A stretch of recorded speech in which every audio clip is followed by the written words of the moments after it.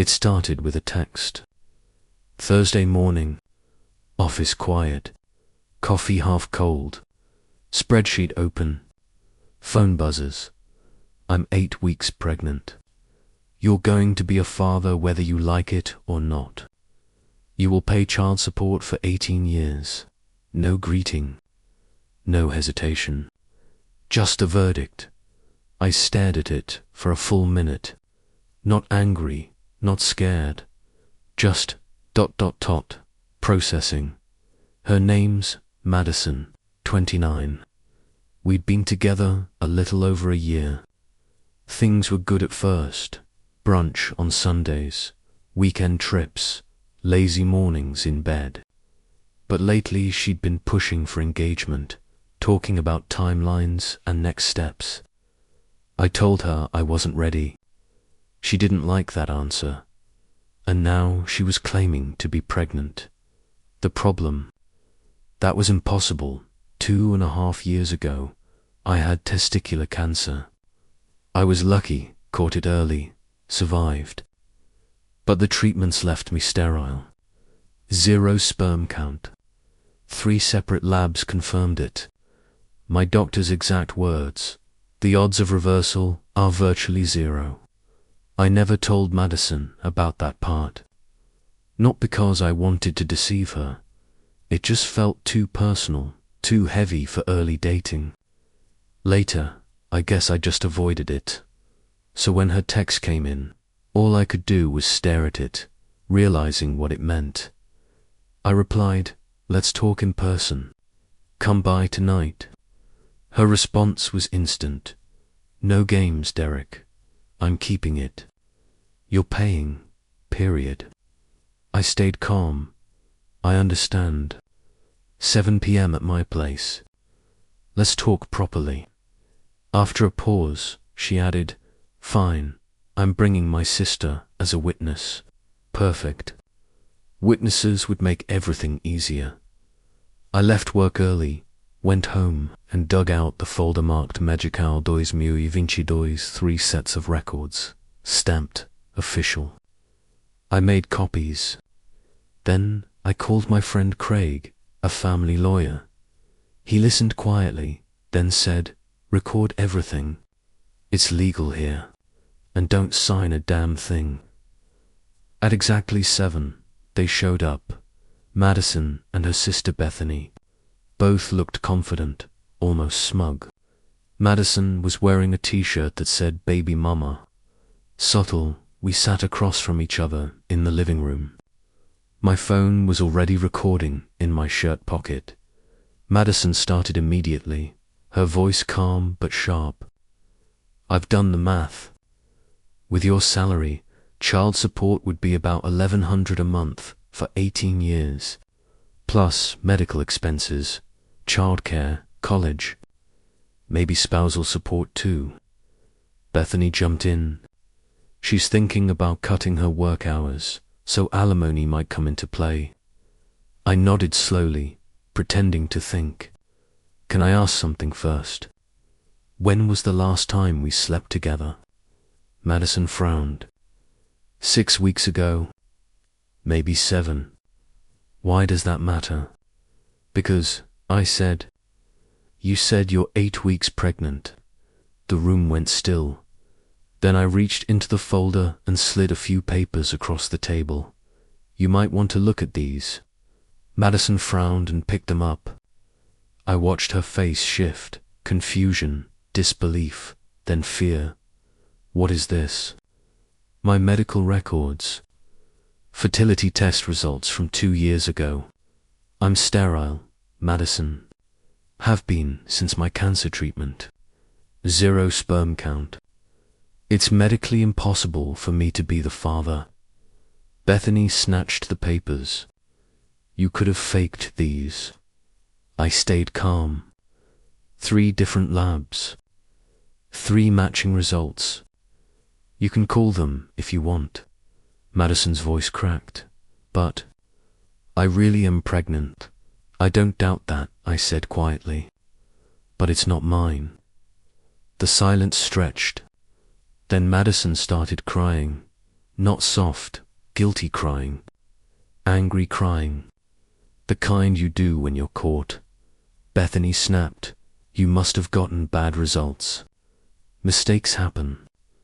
Madison hasn't been with anyone else. Then we can do a prenatal paternity test, I said evenly.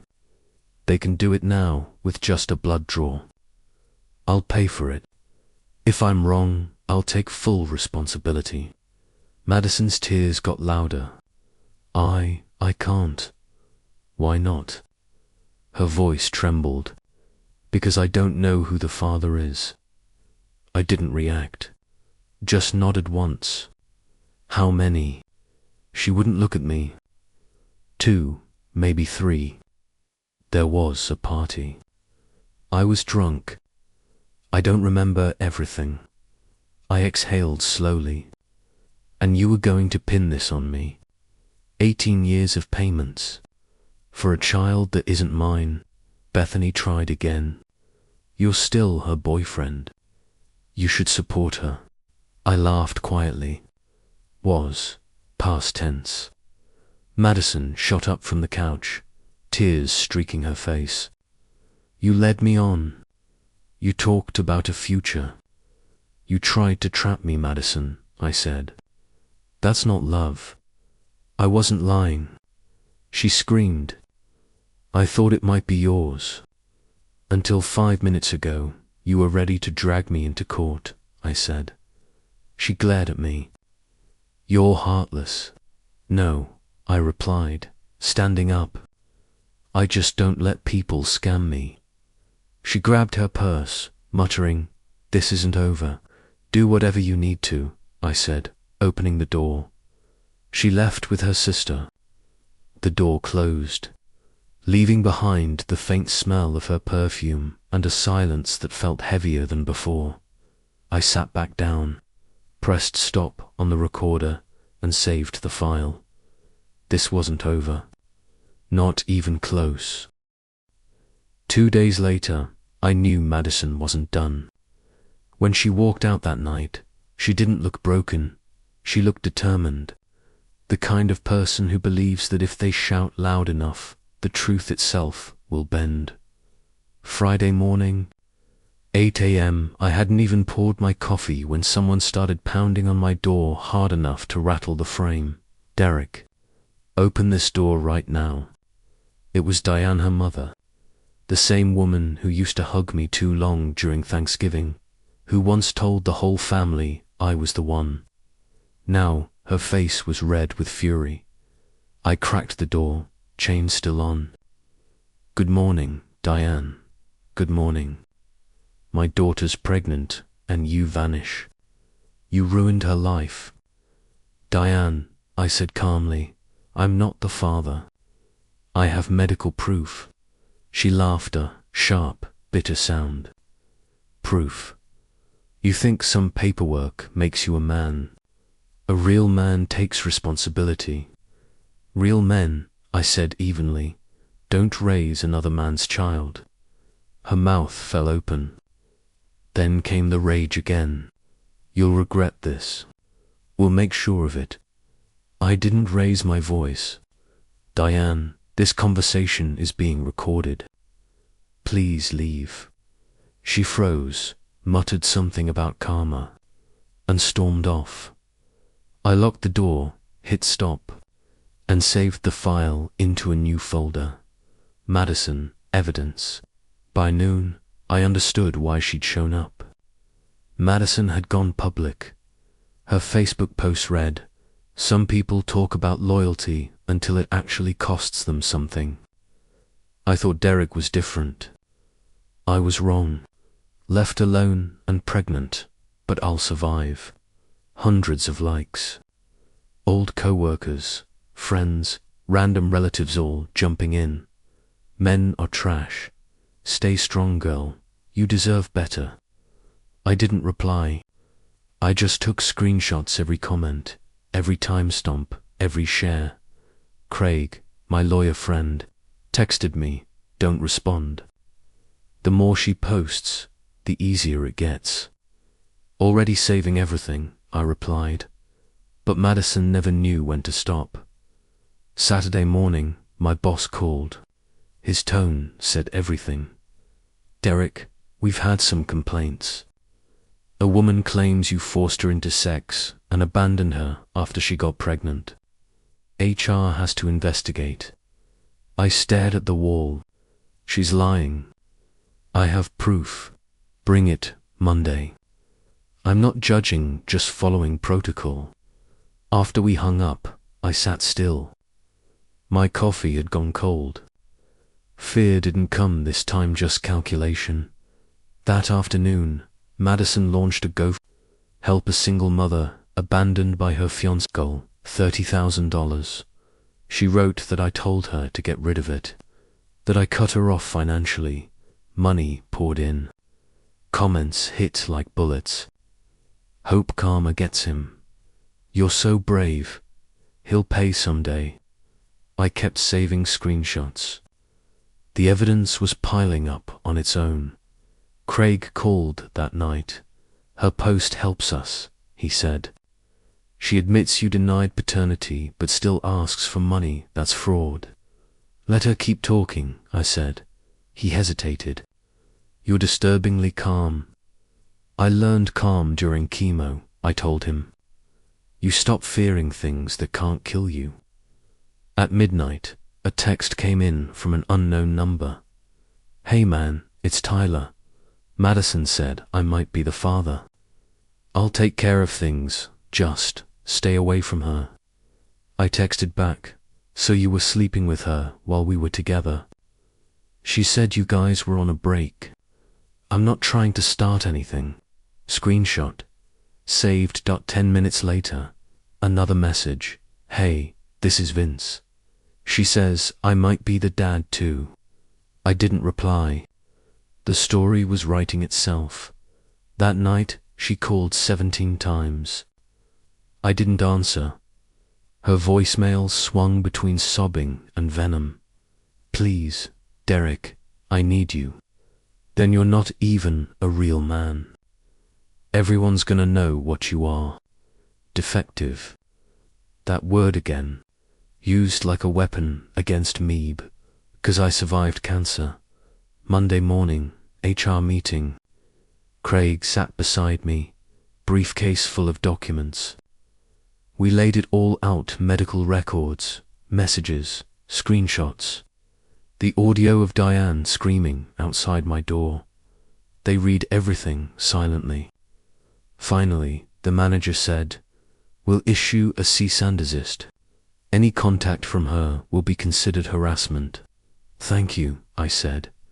Outside, Craig smiled. "You handled that perfectly." "She's not done," I told him. "She doesn't know how to stop." 3 days later, a thick envelope was waiting in my mailbox. Madison versus Derek. She was suing me for intentional infliction of emotional distress and promissory. A staple claiming I promised her a family and traumatized her by hiding my infertility. Craig laughed out loud. "She's suing you for proof she cheated. That's bold." We countersued for harassment, defamation, and attempted fraud.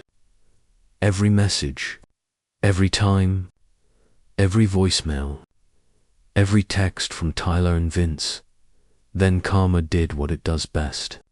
Someone not us posted Tyler's text under her GoFundMe. Wait, so she cheated and doesn't even know who the dad is. Refund requests flooded in. Within 48 hours, the page was gone. I didn't feel triumph, just quiet confirmation. Craig called again. "There are 2 kinds of justice," he said. "The kind you get in court, and the kind time delivers. Time's the one that lasts." He was right. Madison expected me to fight, to cry, to beg. Instead, I gave her silence, because silence isn't weakness. It's power. And that night, sitting alone, watching her world collapse one post at a time, I realized something simple. I didn't need to destroy her. She'd already started doing that herself. The war was still going. But I'd already won the only battle that mattered: control. The lawsuit didn't scare me. If anything, it drained her more than it did me. Every accusation, every document she filed, just dug her hole deeper. The office had gone silent. HR had closed the investigation. My reputation was intact. Hers, not so much. Rumors spread like wildfire. Old posts vanished. Her GoFundMe got taken down, donations refunded.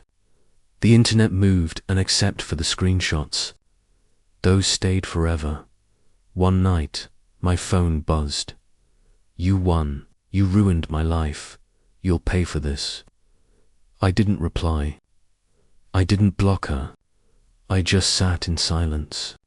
A strange, cold peace settled over me. 2 days later, a co-worker called. "Madison's out in the lot. Been sitting there for hours." Craig said, "People like her, Derek. When they lose control, they either crash or hurt someone else." She emailed my boss, next claiming I had hacked her account. The IT logs proved otherwise. HR shut it down immediately. A week later, it poured rain. Someone had scratched a single word into my car door. Liar. Security cameras caught it all. Madison. Barefoot, soaked, eyes wild. The cops were called, and a restraining order was issued the same day. It still wasn't over. The next evening, a box appeared on my doorstep. No return address. Inside, an ultrasound photo and a torn note. "You did this."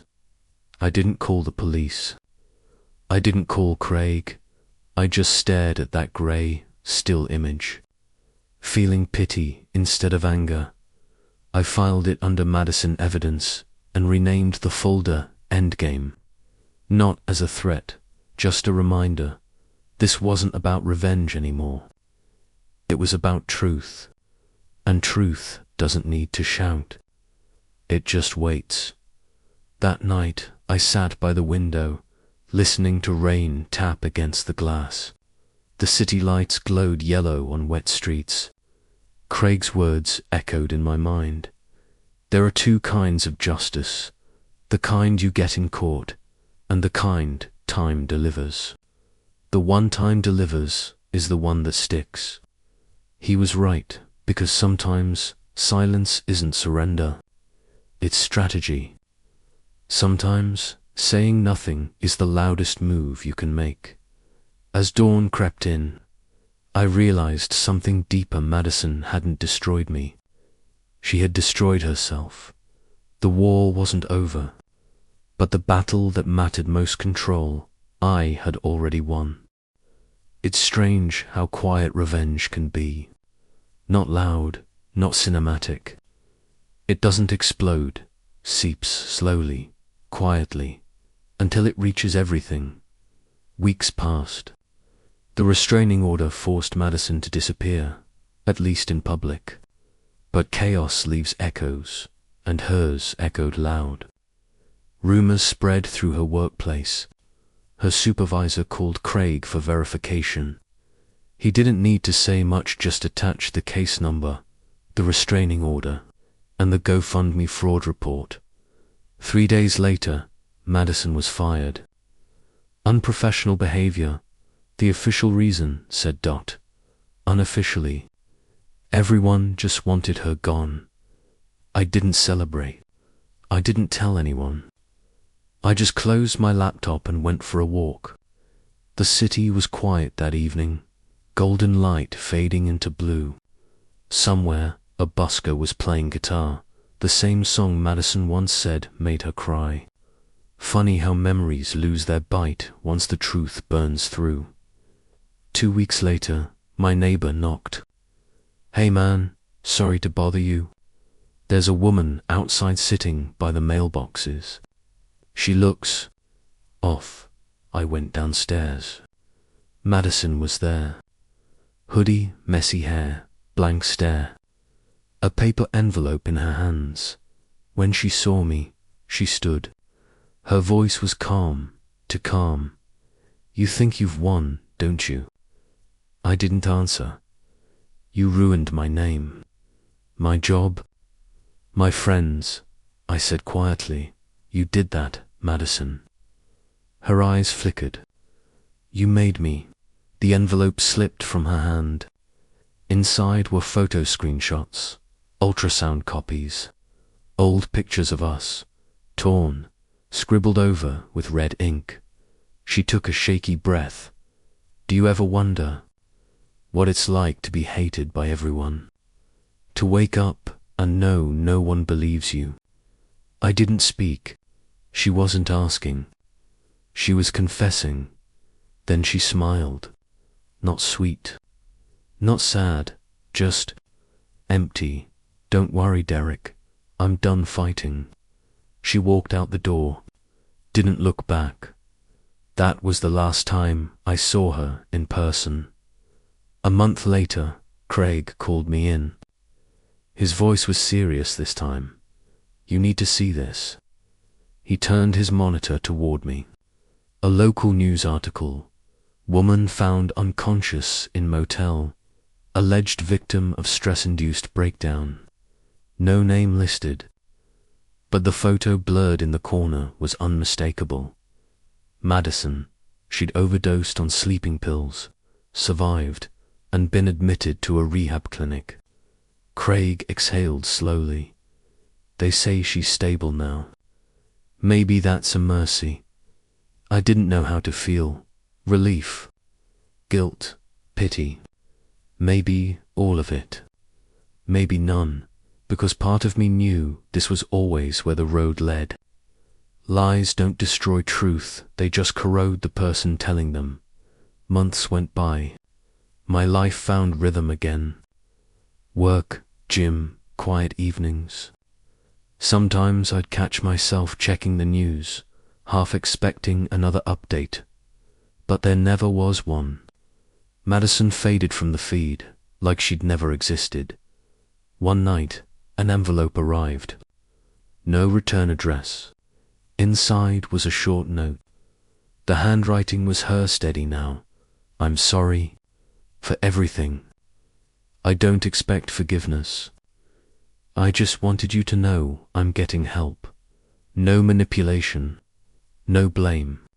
Just words, real ones, for the first time in years." I folded the letter, placed it in the same folder where all the evidence used to be. Then I deleted the folder. Craig laughed when I told him, "After all that, you just deleted everything." "Yeah," I said. "The story's over." He shook his head. "You really are the calmest man I've ever met." I smiled. "You learn that calm isn't about peace. It's about control." Weeks later, I ran into Diane, her mother, at a grocery store. She looked older, smaller somehow. When she saw me, she froze. For a moment, neither of us said anything. Then she whispered, "She's getting better." I nodded. "Good." She hesitated. "She said you never stopped being kind, even when you could have ruined her." I didn't reply. I just paid for my groceries and walked out into the cool evening air. Because some victories don't need applause. They just need closure. That night, I poured myself a drink and stood on the balcony, watching the city lights blink like distant stars. For the first time in a long time, I didn't feel hunted. I didn't feel broken. I just felt. Dundop Madison once told me I was too calm for my own good. Maybe she was right, because calm people don't seek revenge. They let time do it for them, and time never misses. Time is a strange medicine. It doesn't really heal, it just teaches you how to live with the scar. Until one day, you forget it ever hurt. 3 months passed. I moved into a smaller apartment, quiet, clean, and empty in a good way. Every morning, I'd make coffee, crack open the window, and let the sunlight spill in. No messages, no drama, no whispers behind my back, just me and silence. Craig still called every now and then. He said I looked normal again, then laughed, because we both knew normal doesn't really exist after something like that. No one walks out of a story like that untouched, he said. He wasn't wrong. Sometimes I still dreamt about Madison, not nightmares, just fragments. Her smile, her voice, the way she looked at me before things went dark. And then she'd fade, like smoke. I'd wake up with a strange emptiness, not pain, just absence. One morning, Craig texted, "You should see this." It was a short post on a recovery blog, no name, no picture. But as I read the words, I knew. I once lost myself in a single lie. It grew until it swallowed everything. And if you're reading this, remember, sometimes redemption isn't about being forgiven. It's about learning to live right, one day at a time. No signature, but I didn't need one. It was her. I didn't cry, didn't smile. I just sat there for a long time, quietly grateful that she was still trying to find her way back. That evening, I walked to the old bridge, the one where we had our first date. The river shimmered under the orange sunset, and the breeze smelled like dust and summer. I reached into my pocket, pulled out her letter, the one she sent me months ago, and read it one last time. Then I whispered, "Yeah, I forgive you." The paper slipped from my fingers, spun once in the wind, and drifted into the water, light as air. When I got home, I opened my laptop, not to check the news, not to stalk her profile. I opened a blank page and started to write. Not our story, but one about a man who lost everything, and finally learned to let go. The words came slow at first, then faster. And somewhere between the sentences, I realized revenge was never the ending. Acceptance was by the time I stopped typing. It was almost 2 a.m. The city was asleep. I leaned back, turned off the light, and listened to the steady, peaceful rhythm of my own heartbeat. No Madison, no anger, just quiet, fragile but real. The next morning, Craig called. "So," he asked, "what's next for you?" I smiled. My voice was calm, steady. "I think it's time to start over." Outside my window, the sun was rising, light spilling across the room, catching every floating speck of dust in the air, silent, still, free, because sometimes silence is the most beautiful ending to a story that was once too loud. And for me, it wasn't pain anymore. It was peace. Part 6, The Weight of Peace. Peace doesn't arrive with fireworks. It comes quietly, like a guest who knocks once and waits at the door, unsure if they're even welcome. 6 months passed. Life had settled into something steady, almost boring, and I was grateful for that. I worked, came home, cooked my own dinners. Sometimes I'd read, sometimes I'd just sit in the dark, letting music fill the empty spaces Madison used to occupy. People assume peace feels light, but it doesn't, not at first. It's heavy, like the silence after a storm. You spend so long surviving chaos that when calm finally comes, it feels foreign. You keep waiting for something to break, Craig once joked. "You're the calmest wreck I know." Maybe he was right. I'd see couples laughing at the cafe, or families taking pictures by the river, and for a moment, I'd wonder what kind of person I'd be if none of this had happened. Then I'd stop myself, because what-ifs are just a slow way of drowning. One evening, while cleaning, I found my old phone, the one I hadn't touched since everything fell apart. Out of habit, I turned it on. Notifications exploded across the screen. Years of messages, missed calls, old photos, and there she was again. Madison, her smile in an old picture, carefree, bright. From a time before either of us learned what people are capable of when they're scared of losing control. I stared at the photo for a long time. Then I pressed delete. Not out of hate, out of peace. The next week, I visited the community center where I used to volunteer before everything went wrong. The place hadn't changed. Same smell of coffee, same kids running around. Same old man at the front desk. When he saw me, he grinned. "Been a while, son." "Yeah," I said. "Too long." They were short-staffed that day, so I stayed to help.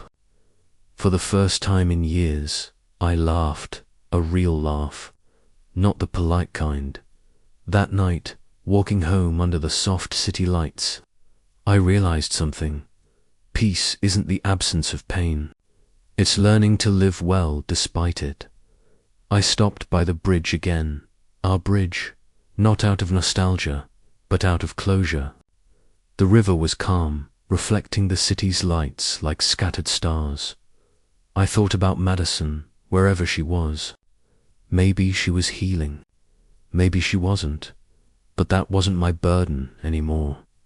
For the first time, I didn't feel haunted. I just hoped she found her own quiet too. When I got home, I opened my notebook and wrote, "Forgiveness isn't a gift you give to someone else. It's the door you unlock for yourself." Then I closed the book, turned off the light, and let the silence settle around me, gentle, honest, and real.